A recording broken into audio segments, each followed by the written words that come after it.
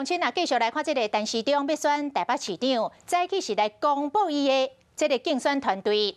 竞选团队的主委是前副总统陈建仁，那副主委兼分区的总督导是这3位，这个林统佐、何志伟甲高嘉瑜，总干事是吴思瑶。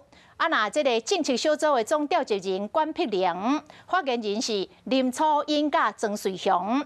这个民进党是规个党拢来相挺，红讲这是一支总统级的竞选团队。含市议员、市议员参选人互相加油赞声。民进党台北市长参选人陈时中特别来到迪化街下海新丰庙头前宣布竞选总部主委。我们陈前副总统陈建仁来担任我们的主任委员，当然是我们的荣誉。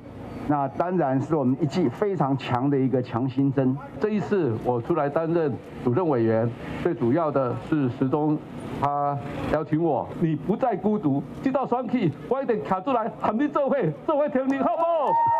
包括担任竞选总部总干事立委吴思瑶和政策小组总调集人关碧玲拢来，陈时中正式公布陈建仁担任竞选总部主委，大家拢讲这是总统级的竞选团队。我是从无选举经验的人。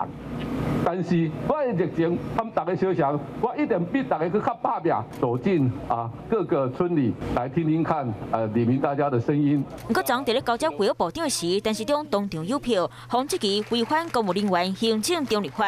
这我竞选团队准备好势，来看国民党台北市长参选人蒋万安，同款照家己脚步行。市民才是真正的主角，我们永远跟市民站在一起。未来在选举过程，民进党会借由相关的行政资源来投入选举，我想这个也不会令人意外。每一个阶段都有每一阶段的任务，要选的人也不用矫情。那了定下台北市家母开始小交叉，再加上台北市副市长黄珊珊有机会参选，首都市长选战三强鼎立的画面，可能会哪来哪走。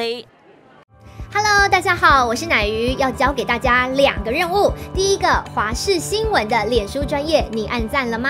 还有华视新闻的 YouTube 频道，赶紧订阅起来，还要记得按赞，开启小铃铛哦。